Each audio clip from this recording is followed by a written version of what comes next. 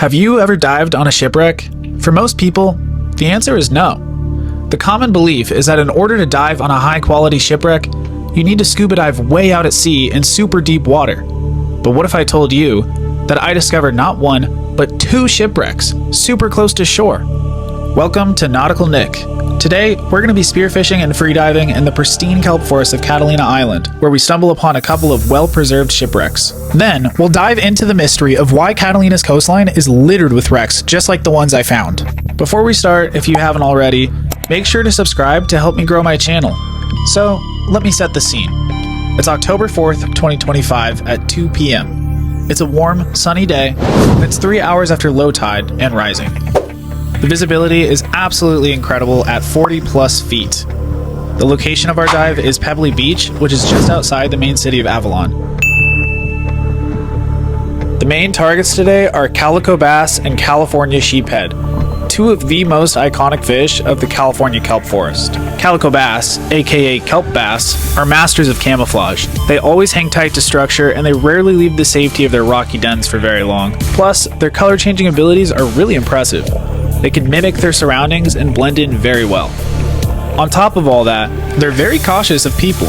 In order to spear these, I'll have to move slowly and be stealthy, or they'll be gone before I even get close. I began my dive with a couple of not so great shots at a few calico bass, but I was just warming up. I started off using the pole spear in the shallows. This was about 12 feet of water. My shot should have hit the calico right in the head, but it quickly shifted its head to the left. I switched to the spear gun so that my next shot would be too quick to dodge. It's too bad I'm inaccurate. As I was diving, something caught my eye. There was a ton of fish circling around a dead lobster. When I went to take a closer look, I realized that there was a moray eel in the middle of the frenzy, taking huge chunks out of this lobster.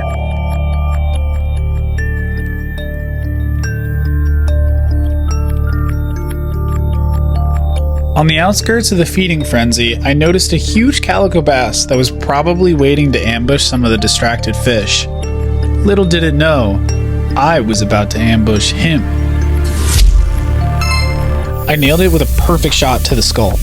What I did next is essential to securing the fish. You have to pin the fish down into the ground so it can't wiggle off. Then immediately get a hand on the fish. This was actually a huge calico bass. I think this was my biggest one yet. I can't believe that I got it on the pole spear. There's still a sheep's head. Hello. My brother took the fish from me so I could go get a sheephead that we spotted nearby. I swam down and I lined up the shot on this female sheephead, but I missed. I had reached the edge of the kelp forest when I spotted a barred sand bass sitting on the white sandy bottom. I dove down to try to spear it, but I was distracted by something huge in my peripheral vision. I looked up to find this. I was shocked, because I had no idea there would be a shipwreck around here. This was about 50 feet deep, and I was running out of air. So I went up to the surface. Blake. This was amazing. All of the other shipwrecks I've ever dived on in my life were degraded, encrusted with algae and invertebrates, hardly recognizable, but most importantly, they were all super deep underwater and far out at sea. But here was a beautiful shipwreck in excellent condition, right next to the shore. I spotted a decent 15-inch calico that was spacing out by that giant kelp. So I lined up my shot and I hit it from about 15 feet away. Very nice shot. Then I did what I always do, which is brain and bleed the fish. It looks like the wreck used to be a 30-ish foot sailboat. I spotted another calico that was about the exact same size, and it was in the exact same spot too.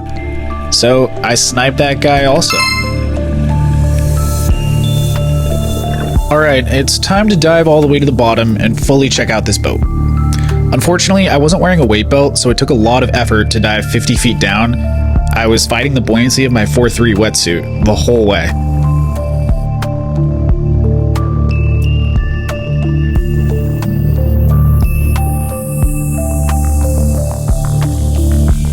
This is so cool. The boat is in fantastic condition. It must have only sunken like a few years ago.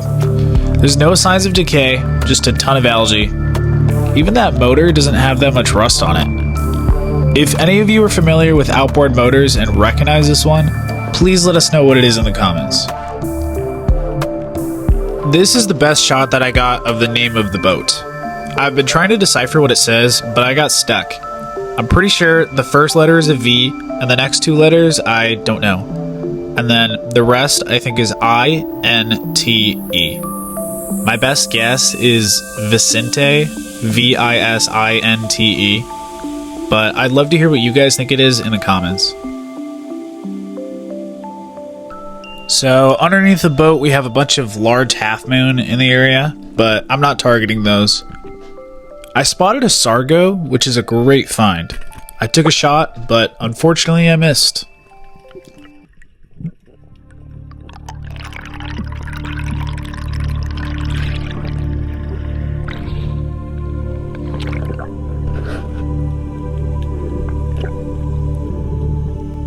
After catching my breath, I spotted another sargo, this time not as deep, so I took a dive to take a shot at it.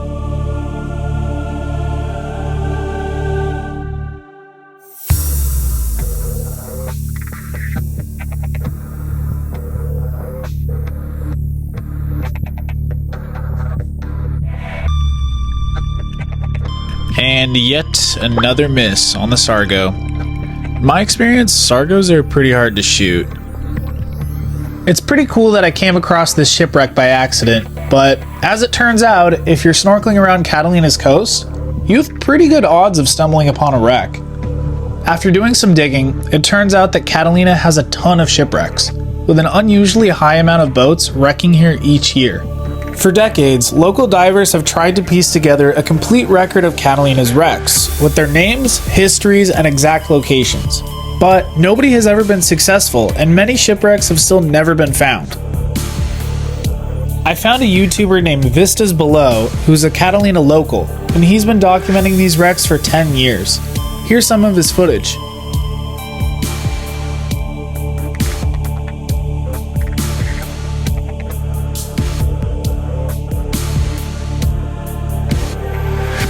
So, what's causing all these boats to sink right next to the island?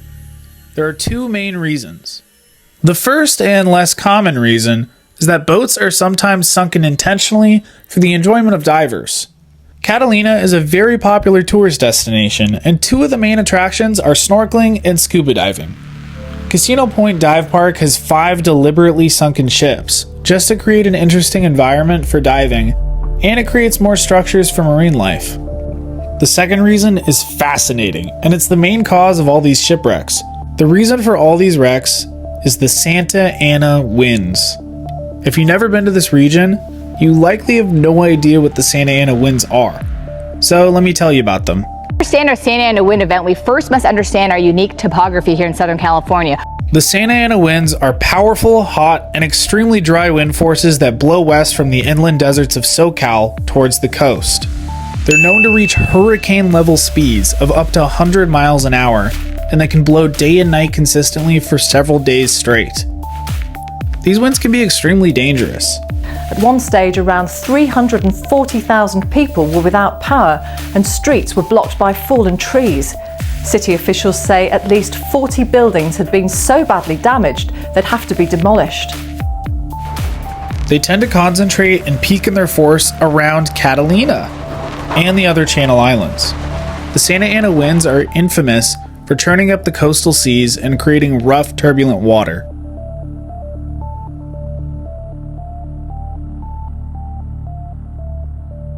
So pretty much all these wrecks are caused by the Santa Ana winds. They create extreme weather and rough seas. These winds are unpredictable and can appear very suddenly. I live in this area and I've seen it myself. It'll be a calm, clear, sunny day, barely a breeze, and then out of the blue you get hit by winds so strong they're pulling the trees out of the ground. Imagine that happening to unsuspecting sailors. Sailboats will blow right over and capsize. Small boats are pushed into the rocky cliffs and they're battered against the reefs.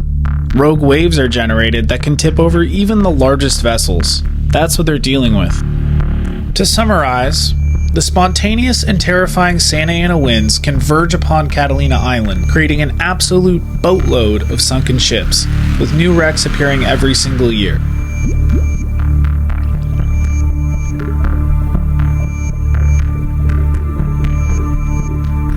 Missed a shot on that calico. Spotted another calico. I'm not gonna miss this one. Boom! Finally, it's been a minute since I actually hit a fish.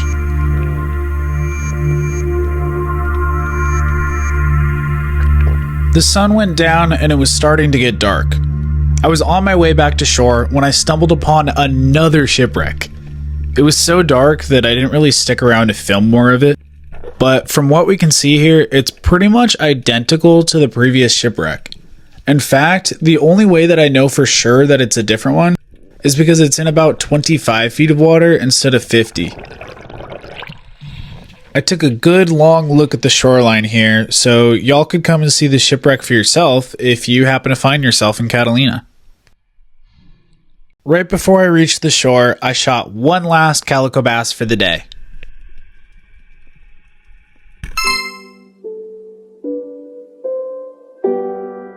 In total, I speared 5 calico bass today with a shot accuracy of 45%. It was an incredible day in Catalina, and finding 2 shipwrecks by surprise was truly just an unforgettable experience. If you enjoyed the video, make sure to check out my channel. I make spearfishing and ocean related content, and I upload weekly. This has been Nautical Nick, and as always, thanks for watching.